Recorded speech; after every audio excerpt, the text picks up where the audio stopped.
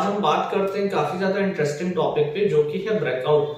आप किस तरीके से एक फेक ब्रेकआउट को आइडेंटिफाई कर सकते हो कि ये ब्रेकआउट जो है वो फेक है या करेक्ट है। तो आइए हम सीखते हैं कि किस तरीके से हम फेक ब्रेकआउट और रियल ब्रेकआउट को डिफरेंशिएट कर सकते हैं।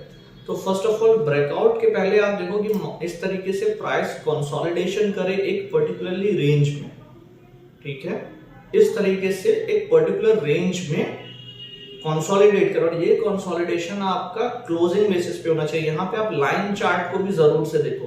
कभी कभी क्या होता है कि हमारा कैंडल चार्ट में ओपनिंग हो जाती है हाई गैप अप होकर के, ठीक है, देन हमें लगता है कि ब्रेकआउट हो गया, बट एक्चुअल में क्लोजिंग हो जाती है वापस से इस रेंज में, ठीक है। तो ये एक्चुअल में ब्रेकआउट होता नहीं है और यहाँ पे हम ट्रैप हो जाते हैं, ठीक है, एक चीज। दूसरा, आप जब भी जैसे फॉर एग्जांपल सपोज करते हैं कि इस तरीके से मार्केट चल रहा है और यहाँ पे कंसोलिडेट करके ब्रेक किया, तो यहाँ पे जब भी आपको इस लेवल पे मींस कि जो आपका रेजिस्टेंस लेवल है उस लेवल के ऊपर कैंडल क्लोज कर रहा है, तो वहां पे आप आरएसआई को जरूर फॉलो करो। अगर ये इंडेक्स और स्टॉक्स के केसेस में ये स्टॉक टू स्टॉक कभी कभी कुछ स्टॉक्स के लिए वैरी करता है जो काफी ज्यादा वॉलेटाइल स्टॉक्स हैं।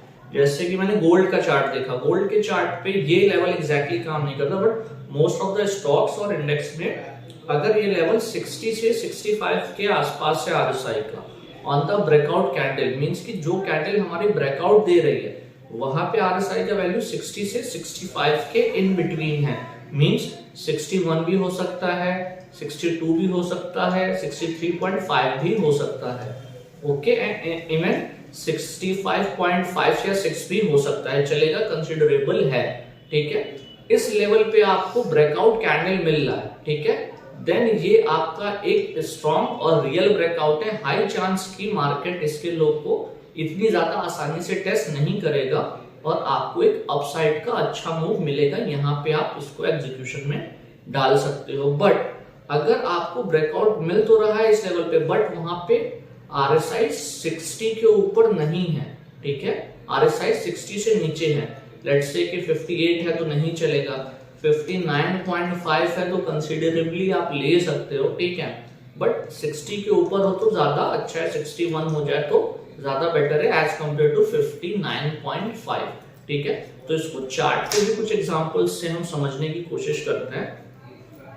जैसे अभी रिसेंट में अगर मैं बात करूं तो आपके सामने ये आयशर मोटर का चार्ट है। आयशर मोटर मैंने काफी ज्यादा टाइम अपने वीकली एनालिसिस वीडियो में भी शेयर किया है ये स्टॉक, और उसका रीजन क्या है, लॉजिक क्या है, यहाँ पे देखते हैं।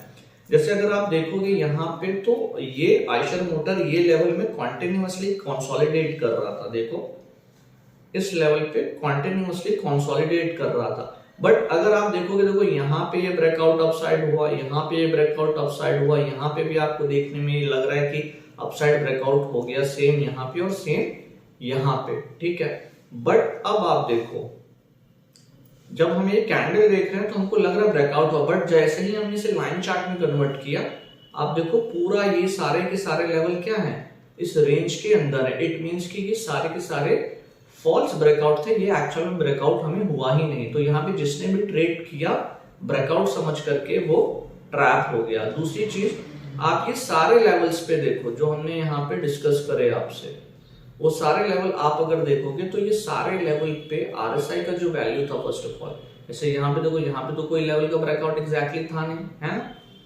अब आपका जो ब्रेकआउट का लेवल आया वो यहाँ पे आया, ठीक है, इसको मैं लाइन चार्ट में कर देता हूँ यहाँ पे, ठीक। यहाँ पे देखो ये यहाँ पे वैल्यू जो है आरएसआई की हम देखते हैं, यहाँ पे आरएसआई की वैल्यू 65.19 है, ठीक है, बट कैंडल का सपोर्ट नहीं, क्योंकि अपर लेवल से हमें रिजेक्शन है, ठीक है। तो ये इटसेल्फ की इसके ऊपर अगर मार्केट निकले तो ही हम फिर ले सकते, क्यों, क्योंकि अपर लेवल से हमें रिजेक्शन मिल रहा है। देन आफ्टर अभी आप देखो यहाँ पे, अब यहाँ पे आप देखो तो रेड कैंडल हो गया, कोई सेंस ही नहीं बनता, उसका हाई ब्रेक होगा तो फिर सोचेंगे।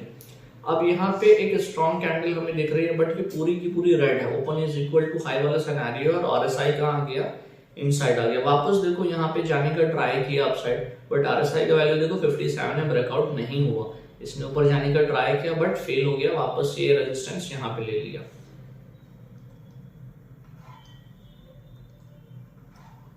सिमिलरली आप यहाँ पे देखो, उसके बाद ये वाले लेवल पे भी सेम चीज, आरएसआई का वैल्यू यहाँ पे भी 60 से नीचे ही है, ब्रेकआउट नहीं हुआ। अब इसके बाद आप देखो जब इस लेवल पे आए, अभी देखो RSI का वैल्यू 62 है और आप कैंडल डिफरेंशिएट करो, एक ब्रेकआउट कैंडल ये है और एक ब्रेकआउट कैंडल ये है।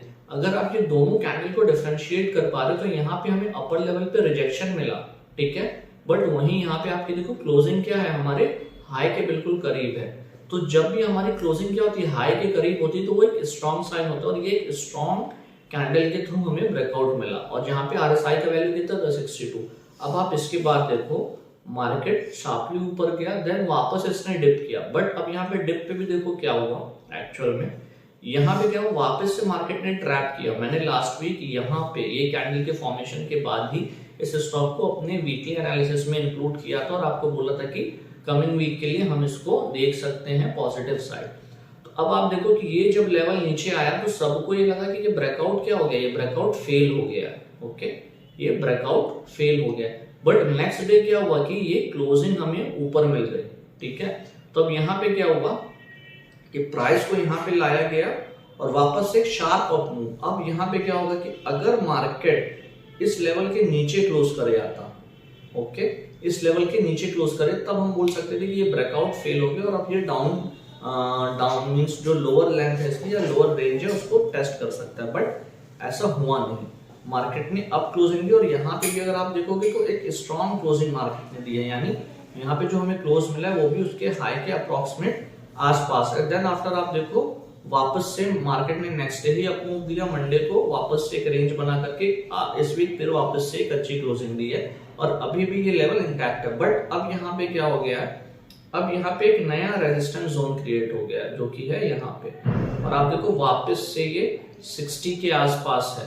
तो अगर यहाँ पे हमें एक कमिंग वीक में वापस से स्ट्रॉन्ग कैंडल मिल जाती है और यहाँ पे RSI का वैल्यू हमारा 65 के अंदर ही रहता है, ठीक है, इन बिटवीन ही रहता है 65 के, तो वापस से हमें एक सेकंड ब्रेकआउट इसमें मिलेगा जिसमें कि हम नया अगला टारगेट जो कि इसी रेंज का होगा, जैसे कि आप देख सकते हो कि ये रेंज ब्रेकआउट हुई तो ऑलमोस्ट ये रेंज का टारगेट मिला, तो वापस से इस रेंज का जो कि near around I think 150 point की रेंज है, इसका टारगेट हम देख सकते हैं कमिंग वीक में। तो उसके हिसाब से 7,400 का जो लेवल रहेगा वो हम कमिंग वीक में देख सकते हैं। तो ये तरीका है ब्रेकआउट को फाइंड आउट करने का कि आप ऑलवेज ब्रेकआउट कैंडल देखो और ब्रेकआउट कैंडल के पास RSI का वैल्यू देखो। अगर RSI का वैल्यू 60 से 65 के बीच में तो हाई चांस कि वो ब्रेकआउट चलेगा। गोल्ड के केस में एक एक्सेप्शन ये है कि ये 68 और 70 तक के भी ब्रेकआउट अगर आ रहे हैं ना RSI में तो वो भी चल जाते हैं, ठीक है।